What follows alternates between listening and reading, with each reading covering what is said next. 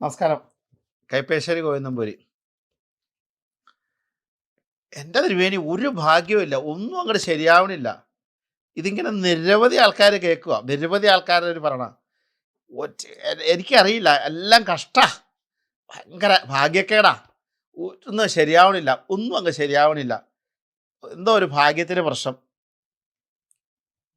കേൾക്കണവർക്കും തോന്നാം. ഞാനിങ്ങനെ കേട്ട് കേട്ട് മടുത്തിയ ഒരു വാചകം ഇത്. എന്താ ഭാഗ്യം? നമ്മൾ ഉദ്ദേശിക്കുന്നത് നടക്കണം, അതാണോ നമ്മുടെ ഭാഗ്യം? നമ്മൾ ലോട്ടറി എടുത്തു, അതടിക്കുക, അതാണോ നമ്മുടെ ഭാഗ്യം? നമുക്ക് ജീവിതത്തിൽ നടക്കേണ്ടതായ കാര്യങ്ങൾ നല്ല സമയത്ത് നടക്കുന്നതാണ് ഭാഗ്യം. നമുക്ക് നടക്കേണ്ടത് നടക്കാം, നടക്കേണ്ടാത്തത് നടക്കേണ്ട കാര്യമില്ല. നമുക്ക് വലുത് കിട്ടിയിട്ടും കാര്യമില്ല, ചെറുത് കിട്ടിയിട്ടും കാര്യമില്ല. എന്താണോ നമുക്ക് നടക്കേണ്ടത്, നമ്മുടെ ജാതകവശാൽ നമ്മുടെ ജന്മം കൊണ്ട് നമുക്ക് യോജ്യമായി നമുക്ക് ലഭിക്കേണ്ട സാധനം ലഭിച്ചാൽ മതി. കൂടുതൽ ലഭിക്കുന്നതല്ല ഭാഗ്യം. ഭാഗ്യത്തെ നമ്മൾ നിർവചിക്കുമ്പോൾ ഞാൻ ആഗ്രഹിക്കുന്നത് കിട്ടതാണ് ഭാഗ്യം എന്ന് നിരീക്ഷിച്ചാൽ ആഗ്രഹിക്കുന്നതല്ല ഭാഗ്യം. അത് ഒരിക്കലും തീരാത്ത ആഗ്രഹമല്ലേ. ആർക്കാ ആഗ്രഹം തീരുന്നത്? മതി എന്ന് ഈ ലോകത്ത് പറയുന്നത് അന്നദാനത്തിന് മാത്രമേ ഉള്ളൂ. വയറ് നിറഞ്ഞാൽ മതി, പാത്രം പറയും എനിക്ക് മതിയെന്ന്. ലോകത്തല്ലാതെ ഏതെങ്കിലും ഒരു പ്രശ്നത്തിൽ, ഒരു വിഷയത്തിൽ ലോകത്തൊരാൾക്ക് മതി എന്ന് പറയാൻ പറ്റും. അപ്പം അതുകൊണ്ട് ആഗ്രഹങ്ങളൊന്നും മതിയാവില്ല. മതിയില്ലാത്ത ആഗ്രഹങ്ങളാണ്. പക്ഷേ ഭാഗ്യം എന്ന് പറയുന്നത് ആഗ്രഹത്തിന് വേണ്ടിയിട്ടല്ല, നമ്മുടെ ജീവിതത്തിൻ്റെ സന്തോഷത്തിനു വേണ്ടി, സമാധാനത്തിനു വേണ്ടി നമുക്ക് ലഭിക്കേണ്ട സാധനങ്ങളെ അല്ലെങ്കിൽ വിഷയങ്ങളെ അല്ലെങ്കിൽ ഗുണങ്ങളെ നമുക്കൊരു ഭാഗ്യം എന്ന് പറയാം. ആ ഭാഗ്യം കിട്ടേണ്ട സമയത്ത് കിട്ടുന്നതിനെയാണ് മഹാഭാഗ്യം എന്ന് പറയുന്നത്. അവിടെയാണ് നമുക്ക് മിസ്റ്റേക്ക്. ഒരു ജീവിതത്തിനകത്ത് ഒരു സാധനം കിട്ടേണ്ട സമയം കറക്റ്റ് 23 തൊട്ട് 28 വഴിക്ക്, അല്ലെങ്കിൽ 28 തൊട്ട് അല്ലെങ്കിൽ 30 വയസ്സിനുള്ള ഒരു വിവാഹം നടക്കുക, ഒരു ജോലി കിട്ടുക, അതൊക്കെ കിട്ടേണ്ട സമയമാണ്. അത് മഹാഭാഗ്യമാണ്. SLC പരീക്ഷ എഴുതി, അന്ന് ആ പരീക്ഷയ്ക്ക് A+ കിട്ടിയില്ല, രണ്ടാമത് എഴുതാൻ പറ്റില്ലല്ലോ, അതൊരു ഭാഗ്യമാണ്. +2 എഴുതി അല്ല നീറ്റ് എഴുതി, ആ നീറ്റിനകത്ത് റാങ്ക് ലിസ്റ്റ് വരുന്ന അതൊരു ഭാഗ്യമാണ്. അത് 5 വർഷം കഴിഞ്ഞ് കിട്ടിയിട്ട് കാര്യമുണ്ട് ആ ഭാഗ്യം. അപ്പോൾ ഏത് ഭാഗ്യമാണോ കിട്ടേണ്ട സമയത്ത് കിട്ടണം. ശരിക്കും ഭാഗ്യകാരകൻ ആരാ? ജാതകത്തിലെടുത്താൽ ബുധനും വ്യാഴമാണ്. 9ാം ഭാവം ഭാഗ്യമാണ്, ഭാഗ്യാധിപതി വേറെയാണ്. അത് ജാതകത്തിൽ അങ്ങനെയൊക്കെ പറയുന്നുണ്ട്. ഗ്രഹങ്ങളെ ഞാൻ സംബന്ധിച്ചവരാണ്. വ്യാഴം വളരെ ഉച്ചത്തിൽ നിന്നാൽ, ബുധൻ നല്ല ബലവാനായി നിന്നാൽ നമുക്ക് വിദ്യയ്ക്ക് ഭാഗ്യവും ധനത്തിന് ഭാഗ്യവും ഐശ്വര്യം ഉണ്ടാവും. 9ാം ഭാവാധിപതി ജാതകത്തിനകത്ത് 9ാം ഭാവം, 9ാം ഭാവാധിപതി നിൽക്കുന്നത്, 9ാം ഭാവത്തിന് യോഗമുണ്ടോ, 9ാം ഭാവത്തിന് നീചഗ്രഹ ദൃഷ്ടിയുണ്ടോ, 9ാം ഭാവാധിപന് ബലമുണ്ടോ, ഇതൊക്കെ നോക്കിയിട്ട് ഭാഗ്യം നിശ്ചയിക്കാം. അതൊരു വഴിയാണ്. രണ്ടാമത്തെ വഴി എന്താ? നമുക്കൊരു ഭാഗ്യം വേണം, നമുക്കൊരു ഐശ്വര്യം വേണം, നമുക്ക് അറിവ് വേണം, ജ്ഞാനം വേണം, ബുദ്ധി വേണം, വിദ്യ വേണം. അതിനാരാ ആദ്യം അനുഗ്രഹിക്കേണ്ടത്? ബുധൻ അനുഗ്രഹിക്കണം. ബുധൻ അനുഗ്രഹിച്ചാലാണ് നല്ല വിദ്യ. സർവേശ്വരകാരകനായ സർവ്വദേവോഭ്യം ഗുരു എന്ന് പറയുന്ന നിയമപ്രകാരം വ്യാഴമുണ്ട്. ആ വ്യാഴം അനുഗ്രഹിക്കണം. ഈ വ്യാഴം എന്ന് പറയുന്നതും ബുധൻ എന്ന് പറയുന്നതും ശ്രീകൃഷ്ണ മഹാവിഷ്ണു സങ്കല്പത്തിലുള്ള, അതിൻ്റെ മറ്റൊരു വശ പറയണേ.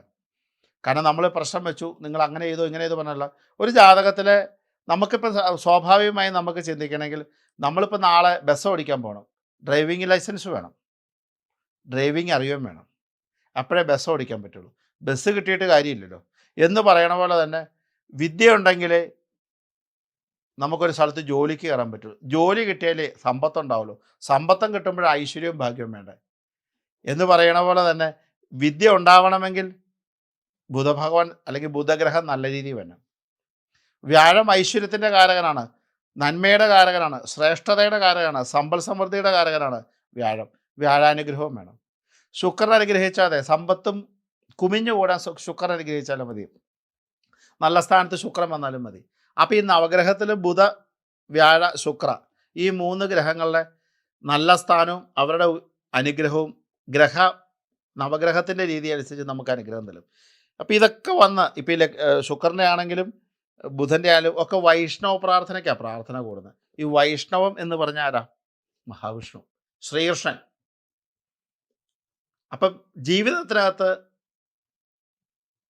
നമുക്കിടെ ഭാഗ്യം ഉണ്ടാവാൻ, ഐശ്വര്യം ഉണ്ടാവാൻ, പരമ്പര നന്നാവാൻ, ജീവിതം നന്നാകാൻ ഏറ്റവും നല്ല പ്രാർത്ഥന ഏതാ? നാരായണായ നമ, നാരായണായ നമ, നാരായണായ നമ, നാരായണ നാരായണായ നമ നാരായണായ നമ നാരായണായ നമ നാരായണ. അല്ലെങ്കിൽ പറഞ്ഞിട്ടുണ്ട് കലിയുഗല്ലേ, ഹരേ രാമ രാമ രാമ ഹരേ ഹരേ, ഹരേ കൃഷ്ണ കൃഷ്ണ കൃഷ്ണ ഹരേ ഹരേ. ഞാൻ എല്ലാവരോടും പറയാറുണ്ട് 10 മിനിറ്റ് നാരായണനാമം ജപിക്കണേ. വേറെ ഒന്നുമല്ല, നാരായണൻ്റെ ശക്തി കൊണ്ട്, നാരായണ ജപം കൊണ്ടുള്ള ശക്തി കൊണ്ട് നമ്മൾക്ക് കിട്ടാൻ പോകുന്നത് നല്ല ഭാഗ്യാഭിവൃദ്ധി മാത്രമല്ല, ഈ ഭാഗ്യാഭിവൃദ്ധിക്ക് തടസ്സമായി നിൽക്കുന്ന എന്തെങ്കിലും മുജ്ജന്മശാപങ്ങളുണ്ടെങ്കിൽ മഹാവിഷ്ണുവിനെ നാമജപാദികൾ കൊണ്ട് മാറും. എന്തെങ്കിലും ശാപതാപാദികളുണ്ടെങ്കിൽ നാരായണ നാമജപം കൊണ്ട് മാറും. ലക്ഷ്മി ദേവിയുടെ സാന്നിധ്യമുള്ള നാരായണനായതുകൊണ്ട് ഐശ്വര്യം വരാനായിട്ട് വേറെ എങ്ങും പോകണ്ട. വിദ്യാരാജഗോപാലമൂർത്തിയുടെ ചൈതന്യമുള്ള ഭഗവാനായതുകൊണ്ട് വിദ്യയ്ക്ക് എങ്ങും പോകണ്ട. ധന്വന്തരി മൂർത്തിയുടെ ചൈതന്യമുള്ള ഭഗവാനായതുകൊണ്ട് രോഗത്തിന് കുറയാനുള്ള പ്രാർത്ഥനയ്ക്ക് ഇങ്ങനെ പറയുകയാണെങ്കിൽ കേമായിട്ട് എന്തുമാത്രം ഫലങ്ങളാണ്. അപ്പോൾ ഭാഗ്യം എവിടെയാണ് നിൽക്കണേ? ഭഗവാനിലുണ്ട്. ഭഗവാനെ എവിടെയാ നമ്മൾ കാണുന്നില്ല. എന്നിട്ട് ഭാഗ്യം അന്വേഷിച്ച് നടക്കുക. കസ്തൂരിയുടെ അടുത്തുള്ള കസ്തൂരിയുടെ മണമറിഞ്ഞ് ആ മണം എവിടെയാണെന്ന് തപ്പി നടക്കണ കസ്തൂരിവാനിനെ പോലെ സ്വന്തം മുമ്പിലുള്ള ഗുരുവായൂരപ്പൻ്റെ ഫോട്ടോയോ തൊട്ടടുത്തുള്ള വീടിൻ്റെ അടുത്തുള്ള ശ്രീകൃഷ്ണനെയോ കാണാതെ ഭാഗ്യം തപ്പി ജ്യോതിഷൻ്റെ അടുത്ത് പോകേണ്ട കാര്യമില്ല. ആ ഭാഗ്യം നിങ്ങളുടെ കയ്യിലുണ്ട്. നാരായണൻ മഹാവിഷ്ണുവാണ്, ശ്രീകൃഷ്ണനാണ്, ശ്രീരാമനാണ്, ധന്വന്തരി മൂർത്തിയാണ്. അങ്ങനെ കിടക്കുകയല്ലേ. ഭഗവാനെ മനസ്സറിഞ്ഞ് വിളിച്ചു കഴിഞ്ഞാൽ നമുക്ക് ലഭിക്കാത്തതായ ഒരു സാധനവുമില്ല. അപ്പം നമ്മുടെ ഭാഗ്യം എന്ന് പറയുന്നത് നാമം ജപിക്കാനുള്ള ബോധമുണ്ടാകുന്നതാണ് നമ്മുടെ ഭാഗ്യം. ഭഗവാനെ പ്രാർത്ഥിക്കാനുള്ള ബുദ്ധി ഉണ്ടാകുന്നതാണ് നമ്മുടെ ഭാഗ്യം. ഇത് രണ്ടും വന്നാൽ ജീവിതത്തിൽ എല്ലാ കാര്യങ്ങൾക്കും മഹാഭാഗ്യമായി. ഈ 2 ഭാഗ്യം മതി നമുക്ക്. അദ്ദേഹത്തെ ഭഗവാനെ സ്മരിക്കാനുള്ള ഭാഗ്യം വേണ്ടേ? ഭഗവാന്റെ നാമം ജപിക്കാനുള്ള ഭാഗ്യം വേണ്ടേ? ഭഗവാനെ കാണാനുള്ള ഭാഗ്യം വേണ്ടേ? ഭഗവാന്റെ സ്മരണ മനസ്സിൽ നിലനിർത്തിക്കൊണ്ട് കിടക്കാനുള്ളൊരു ഭാഗ്യം വേണം. ഭഗവാനെ അവിടെ അടുക്കാനുള്ള ഒരു ഭാഗ്യം സുഹൃതികൾക്കേ പറ്റൂ, ദുഷ്കൃതികൾക്ക് പറ്റില്ല. നല്ല മനസ്സിൻ്റെയും നല്ല ജീവിതം ഉള്ള ഒരുത്തിന് മാത്രം, അല്ലെങ്കിൽ ജീവിതം ഉണ്ടാകാൻ സാധ്യതയുള്ള ഒരുത്ത് മാത്രമാണ് ഭഗവാനുമായി ചേരാൻ പറ്റൂ. അല്ലാത്തവൻ ഭഗവാനെ കുറ്റം പറയും, കാര്യങ്ങൾ പറയുന്നവരെ കുറ്റം പറയും, ഗുരുനാഥന്മാരെ കുറ്റം പറയും. അവരുടെ നാശത്തിന് വേണ്ടിയിട്ടത്. മനസ്സിലാവുണ്ടോ? ഗുരുനാഥന്മാരെയും ഭഗവാന്റെ ആൾക്കാരെയും ഭഗവാനെയും പ്രാർത്ഥിച്ചു തുടങ്ങുമ്പോഴാണ് ഭഗവാന്റെ അനുഗ്രഹം മതി. ആ പ്രാർത്ഥനയ്ക്കാണ് ഭാഗ്യം എന്ന്.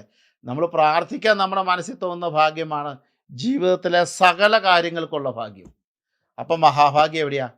ഭഗവാനിലാണ്. അപ്പോൾ ഭഗവാനെ പ്രാർത്ഥിക്കാനുള്ള ഭാഗ്യം മാത്രം മതി. സകല ആഗ്രഹങ്ങളും സകല അഭീഷ്ടങ്ങളും സാധിച്ച് ഒരു ഭക്തശ്രീതോമണിയായി ജീവിച്ച് നല്ല രീതിയിലേക്ക് വൈകുണ്ഠനാഥനിലേക്ക് ലയിക്കാൻ പറ്റും, മോക്ഷത്തിലേക്ക് എത്താൻ പറ്റും. അതിന് വേറെ ഒന്നും വേണ്ട, നാരായണനാമജപമാണ്.